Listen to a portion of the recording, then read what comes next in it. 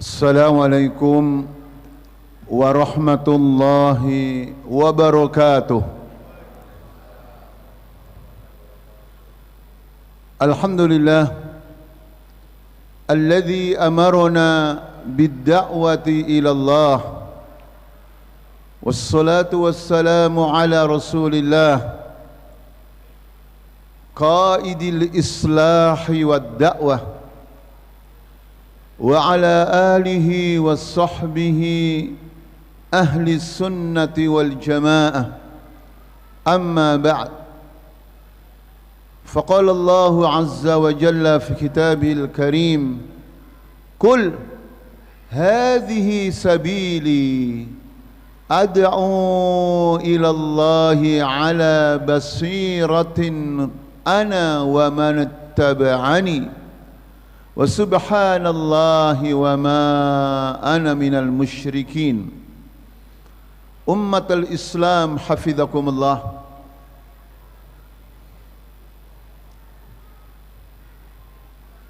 Al-Quranul Karim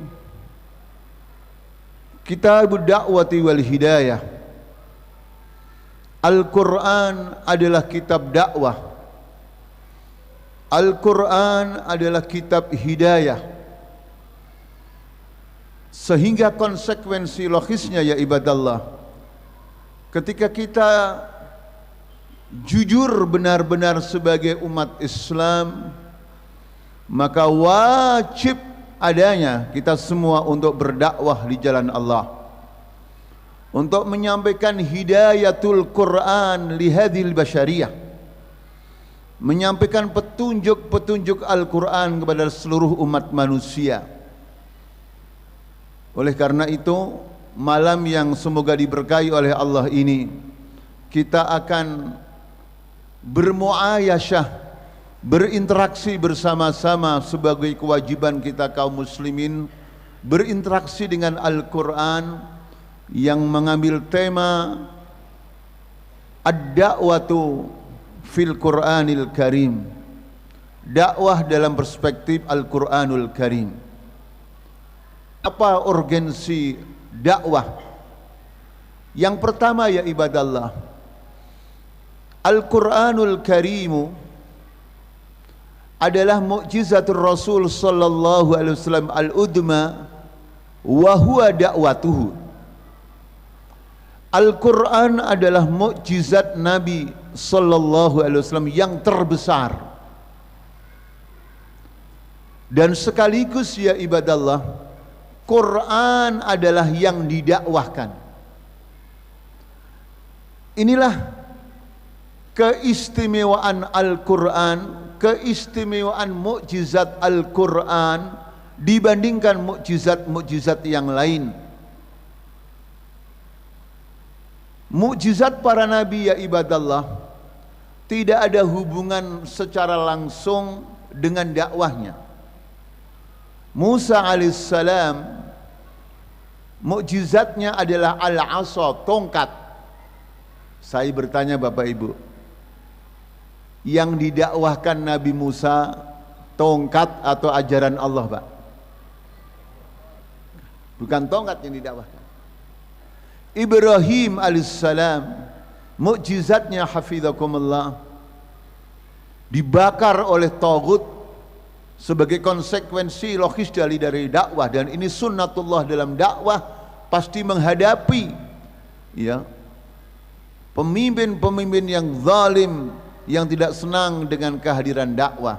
Akhirnya Nabi Ibrahim dibakar, dan Nabi Ibrahim atas izin Allah tidak bisa terbakar, tetapi api malah dingin dan Nabi Ibrahim selamat. Saya bertanya Bapak Ibu, dakwahnya Nabi Ibrahim alaihissalam, Bapak Ibu, adalah ajaran Allah atau api yang tidak bisa membakar dia? Saleh alaihissalam, hadhihi naqatullahi lakum ayah, mukjizatnya adalah unta. Tapi yang didakwahkan Nabi Saleh alaihissalam kepada umatnya adalah ajaran Allah, menyembah Allah atau unta Pak.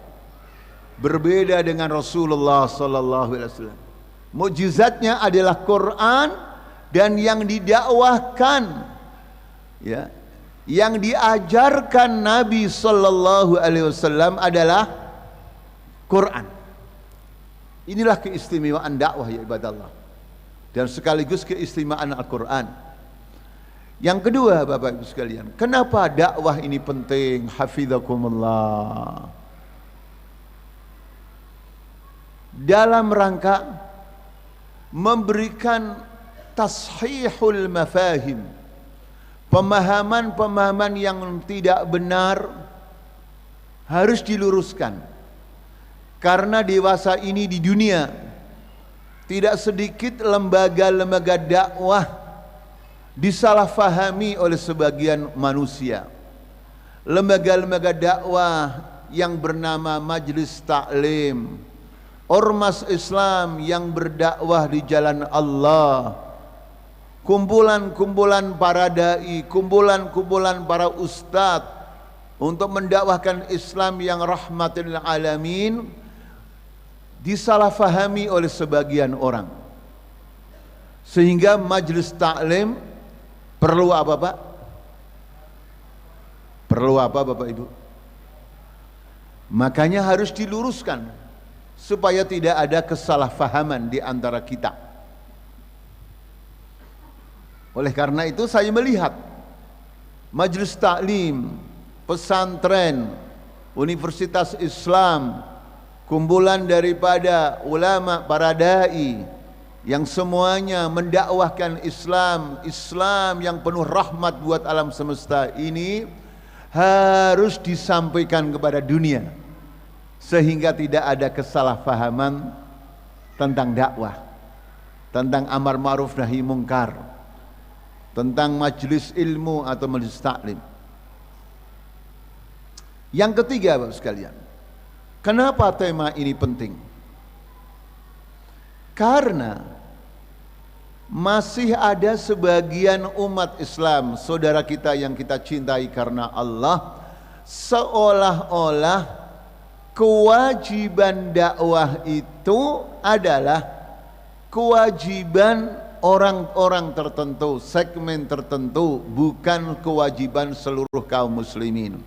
Sebagian umat Islam menganggap pekerjaan yang namanya berdakwah, mengajak manusia untuk menyembah Allah, mentauhidkan Allah, itu dianggapnya kewajiban siapa Bapak Ibu? Hah? Ustadz, ulama, ya bahkan mubalik, seolah-olah pengusaha, tentara, polisi, pegawai KPK, pengacara, seolah-olah tidak berkewajiban berdakwah. Akhirnya di antara naudzubillah min dzalik, ya, dampak negatifnya umat Islam yang seharusnya semuanya wajib berdakwah apapun profesinya, akhirnya umat Islam bukan bersama-sama untuk memperjuangkan Islam, tapi dikondisikan sama-sama orang yang agamanya Islam berhadap-hadapan. Bapak Ibu, seorang yang berdakwah, apakah mubalik, apakah ustadz, di zaman sekarang berhadapan dengan siapa Pak? Bapak Ibu berhadapan dengan siapa? Disayang atau dicurigai Pak? Yang dicurigai agamanya apa Pak? Yang mencurigai Pak, itu kira-kira belum terjadi atau sudah terjadi Pak? Di benua mana Pak? Afrika atau Eropa? Makanya ini penting Pak, ini penting untuk disampaikan. Kemudian yang keempat, yang terakhir, ini bukan karena sudah habis materinya Pak ya, tapi kita ya menghargai waktu. Kenapa kita semua harus berdakwah? Kenapa saudara kita semua harus berdakwah? yang menjadi presiden, menjadi raja, perdana menteri, menteri, anggota dewan, ya, yang sebelumnya adalah ulama, ustadz, pengusaha, tentara, polisi harus berdakwah. Kenapa, Pak? Ada dua manfaat besar yang mungkin dilupakan oleh sebagian kaum muslimin. Manfaat besar yang pertama adalah ketika bapak-bapak yang saleh, ibu-ibu yang salihah berdakwah, maka berarti dia di pengadilan Allah nanti selamat karena sudah menyampaikan dakwahnya. Lulus, ya Allah kami sudah menyampaikan. Masalah orang menerima atau tidak itu bukan domainnya manusia, itu hak prerogatifnya Allah. Itu di akhiratnya, Pak. Kenapa akhirat didahulukan dalam ayat yang kita sampaikan nanti? Memberikan pemahaman kepada kita semua. Ketika seseorang berdakwah, organisasi berdakwah, ormas Islam berdakwah, partai Islam berdakwah, itu harus orientasi yang pertama, yang utama dan utama adalah untuk akhiratnya. Ya. Walaupun di dunia juga ada manfaatnya. Kemudian manfaat yang kedua, semakin banyak orang yang berdakwah, maka dunia semakin cepat dihuni oleh orang-orang yang bertakwa. Sehingga dunia atau negara, walaupun negara dihuni oleh namanya manusia yang bisa salah, tetapi ketika mereka yang dominan adalah yang berdakwah, maka yang dominan adalah orang-orang yang bertakwa. Sehingga kemungkaran semakin sempit ruang geraknya, dan yang ma'ruf, yang baik-baik semakin apa, Pak? Luas, banyak. Ini diterangkan oleh Allah dalam surat Al-A'raf ayat 164 sampai ayat 166. Jadi yang berdakwah beruntung dunia dan akhirat. Yang memusuhi dakwah dijadikan oleh Allah berubah menjadi kera. Ini kisah yang terjadi di Bani Israel. Ulama tafsir mengatakan, apakah kera ini wujud fisiknya kera atau wujud fisiknya manusia tapi mempunyai watak seperti kera? Ba'dul muhakkikin, ulama yang meneliti tentang tafsir-tafsir Quran, mengatakan kedua-duanya benar. Karena Allah mampu merubah manusia menjadi, dan Allah mampu menjadikan manusia punya watak kera karena selalu memusuhi dakwah. Mari Bapak Ibu kita baca ayatnya, nanti terjemahnya bisa dilihat di sini atau di rumah.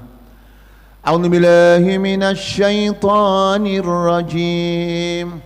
Wa idz qalat ummatun minhum lima ta'iduna qauman illahu muhlikuhum aw mu'adzibuhum 'adzaban syadida.